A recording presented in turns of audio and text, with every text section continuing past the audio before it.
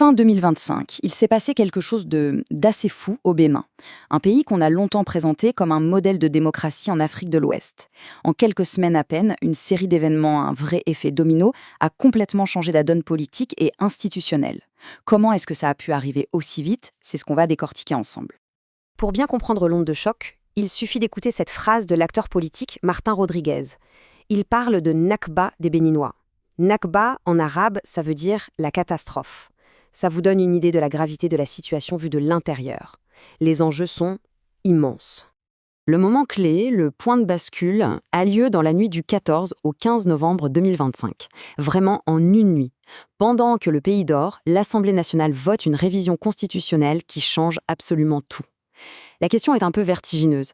Comment une transformation aussi profonde a-t-elle pu se faire en quelques heures à peine? Alors, concrètement, qu'est-ce qui a changé? Eh bien, pas mal de choses. Le mandat du président et des députés passe de 5 à 7 ans. Ce n'est pas rien. Le Parlement, qui n'avait qu'une seule chambre, en a maintenant 2, avec la création d'un Sénat. Et puis il y a ce point assez surprenant, l'instauration d'une trêve politique de 4 ans après chaque élection. Bref, un vrai Big Bang institutionnel. Mais revenons à notre question. Comment un tel vote a-t-il pu aboutir? Pour le comprendre, il faut vraiment plonger dans les rapports de force à l'Assemblée nationale juste avant ce moment crucial. C'est une histoire de chiffres, de calculs et de stratégie politique. C'est la question centrale de toute cette affaire. Parce que, au départ, la coalition au pouvoir n'avait tout simplement pas assez de voix pour faire passer une réforme aussi importante. Il manquait des votes, et pas qu'un peu. Alors comment ont-ils fait? Les chiffres, eux, ne mentent pas. La coalition présidentielle avait 81 sièges. Problème, pour réviser la Constitution, la loi est très claire. Il faut une majorité des 4/5, soit 90 députés sur 109. Il manquait donc 9 voix. Le compte n'y est pas. Et pourtant, le soir du vote, surprise, le compteur affiche pile 90 voix. La clé de toute cette histoire, elle tient en 2 mots, minorité de blocage. Le principal parti d'opposition, les démocrates, avec ses 28 sièges, avait le pouvoir mathématique d'empêcher toute révision. Ils étaient en quelque sorte le verrou constitutionnel. Tant qu'ils votaient non, rien ne pouvait passer. Et voilà comment ce fameux verrou a sauté. C'est une réaction en chaîne, un vrai scénario. Première étape, le parti d'opposition se fait disqualifier de la course à la présidentielle. Deuxième étape, suite à ce choc, plusieurs de ses députés quittent le navire et rejoignent le camp présidentiel. Troisième étape, l'opposition perd sa fameuse minorité de blocage. Et enfin, quatrième étape, la voie est libre pour le vote de la révision. Imparable. Alors, pour bien comprendre, il faut remonter à l'origine de cette cascade, à l'étincelle qui a tout déclenché, la disqualification du Parti Les Démocrates de la présidentielle de 2026. C'est vraiment là que tout commence. Et tout s'est joué à une vitesse folle, en moins de 2 semaines. Le 14 octobre, le parti annonce son candidat. 8 jours plus tard, le 22, la commission électorale dit non. Et 5 jours après, le 27, la Cour constitutionnelle valide cette décision. En 13 jours, chrono en main, les espoirs de l'opposition pour la présidentielle se sont évaporés. Mais alors, pourquoi ce rejet?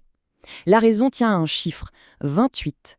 La loi électorale exige que chaque candidat soit parrainé par au moins 28 élus.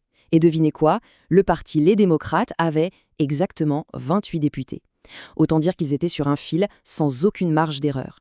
Il fallait la signature de tout le monde, sans exception. Et c'est là qu'un député va tout faire basculer. Il s'appelle Michel Sodjinou. C'est l'un des 28.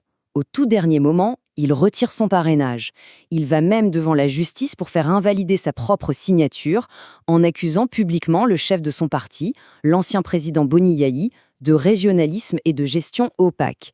Avec sa signature en moins, le total tombe à 27 parrainages, juste un de moins que le seuil requis.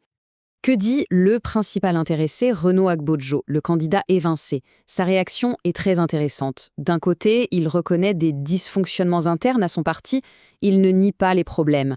Mais de l'autre, il parle aussi d'adversité coupable. Il sous-entend donc que des forces extérieures auraient pu jouer un rôle dans cette affaire.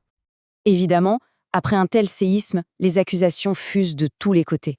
On entre dans une véritable guerre des mots, avec 2 récits qui s'affrontent, portés par les figures politiques les plus importantes du pays. D'un côté, on a donc l'ancien président Boni Yayi, le patron des démocrates. Pour lui, la lecture est simple, et c'est une accusation gravissime.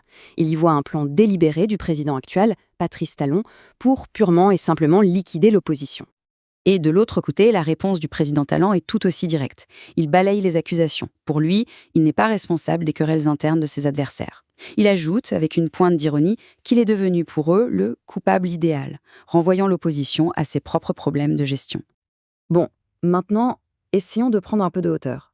Au-delà des querelles de personnes, qu'est-ce que tout ça signifie pour l'avenir du Bénin? Pour ce pays qui, pendant longtemps, a fait figure d'exception démocratique dans la région. C'est une question que beaucoup d'observateurs se posent.